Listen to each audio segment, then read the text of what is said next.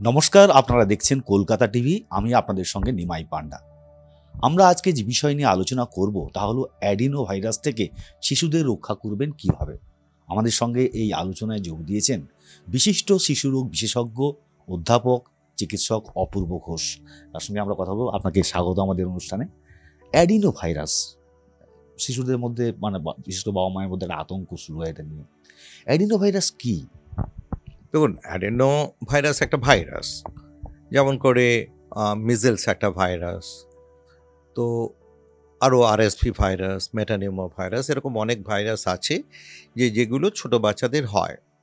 তার মধ্যে অ্যাডেনো ভাইরাসটা একটা ভাইরাস যেটা একটু বেশি ড্যামেজ করে, মানে নেক্রোটাইজিং নিউমোনিয়া করে, মানে লাংসটাকে একটু কুড়ে কুড়ে খায়। তবে অ্যাডেনো ভাইরাসের অনেকগুলো স্ট্রেইন আছে, প্রায় 40-এর উপরে এটার স্ট্রেইন আছে। তো তার কোনোটা লাংসকে ধরে, কোনোটা আপনার ডায়রিয়া করায়, কোনোটা আপনার ইউরিনে ইনফেকশন করায়। তো তার মধ্যে আমাদের কাছে যেটা ছোট বাচ্চাদের, ধরুন একটা 6 মাসের তলের বাচ্চা কি 6 মাস থেকে 7 মাস বাচ্চার একটা অ্যাডেনো ভাইরাস হলো, তো সেই ভাইরাসটা কিন্তু আমাদেরকে বিরক্ত করে বেশ। নট লাইক যে আদার ভাইরাসেস কি মেটানিউমো ভাইরাস কি আরএসপি ভাইরাস, এগুলো একটু কম ক্ষতি করে। অ্যাডেনো ভাইরাস হলে কিন্তু অল্প বয়সে ঝামেলা করে বেশি।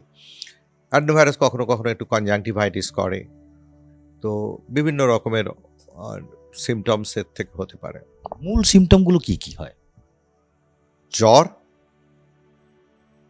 সর্দি, কাশি, শ্বাসকষ্ট, চোখটা লাল হয়ে যাওয়া, টনসিলের মধ্যে অনেক সময় সাদা সাদা প্যাচ হওয়া, তো এবং গায়ে র্যাশও বেরোতে পারে।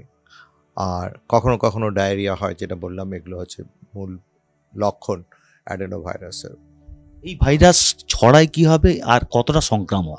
আর যেরকম ধরনের ভাইরাস, সেটা কখনো এয়ারবর্ন হয়, কখনো সিক্রেশনস থেকে হয়। সুইমিং পুলের থেকে একটা হয়, যে বলে আগে একটা সুইমিং পুল সিজনে এই অ্যাডেনো ভাইরাসটা বেশি হয়। তার মানে ওই লালা সিক্রেশনস এগুলোর থেকেই হয়।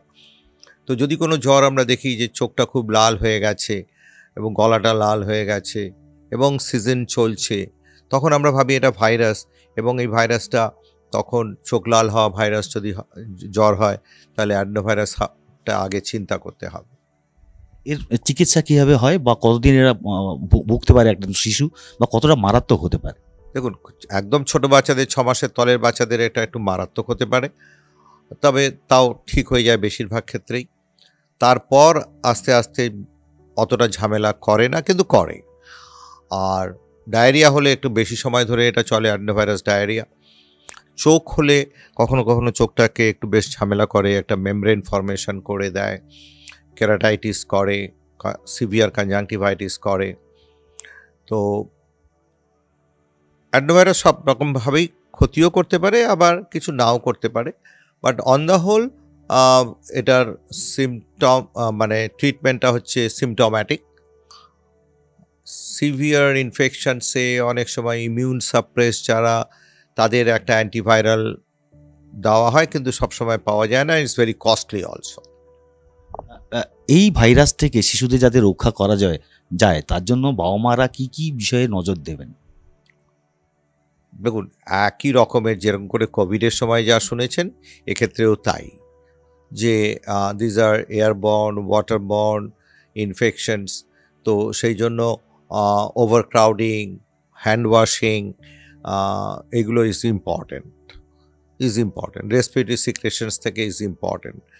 কিন্তু আমি কখনোই অ্যাডভোকেট করি না যে সবাই সবসময় মাস্ক পরে ঘুরে বেড়াও, কারণ যখনই তুমি মাস্ক খুলবে তখনই তোমার ইনফেকশন হওয়ার চান্সেস বাড়বে।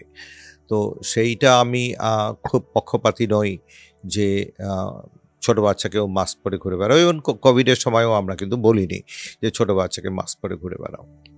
কোভিডের থেকেও গুরুতর ক্ষতি করতে পারে?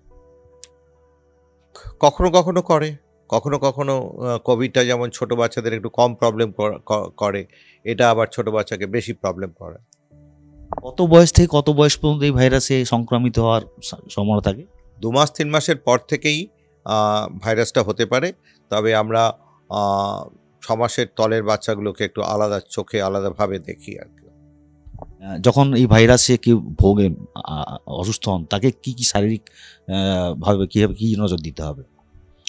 নজর না কিছু মেনলি টেম্পারেচার কন্ট্রোল করা, একটু প্লেন্টি অফ ফ্লুইড খাওয়ানো, চোখে দরকার হলে একটা ড্রপ দেওয়া, আর এই মেনলি, আর প্যারাসিটামল তো যেটা বললাম জ্বরের ওষুধ।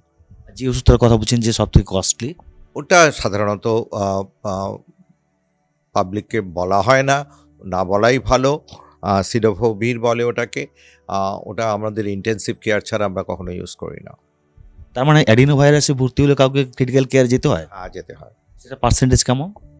কম পার্সেন্টেজ, খুবই কম পার্সেন্টেজ, খুবই কম পার্সেন্টেজ, কিন্তু কখনো কখনো ছোট বাচ্চা হলে, 6 মাসের তলের বাচ্চা হলে যেতে হয়। আ আ এই ভাইরাসের কি মানে আপনি যেটা বলছেন সুইমিং এর সিজনটাতে একটু বেশি হয়। সারা বছর কি ভাইরাস যখন তখন পাওয়া যায়? হ্যাঁ, কিন্তু একটা ওয়েভ আসে একটা। অবশ্যই চিকিৎসক ঘোষ আমাদের সুন্দরভাবে বললেন যে অ্যাডিনো ভাইরাস কীভাবে ছড়ায়, তার থেকে কীভাবে ভালো থাকা যায় এবং ভালো থাকতে গেলে কী, কী করা যায়। কারণ শিশুদের ক্ষেত্রে বিশেষ করে খুব ছোট ৬ মাসের নিচে শিশুরা তারা সংক্রমিত হলে কিন্তু সেক্ষেত্রে অনেক ক্ষেত্রে গুরুতর অবস্থা তৈরি হতে পারে, ক্রিটিক্যাল কেয়ারে ভর্তি হতে পারে।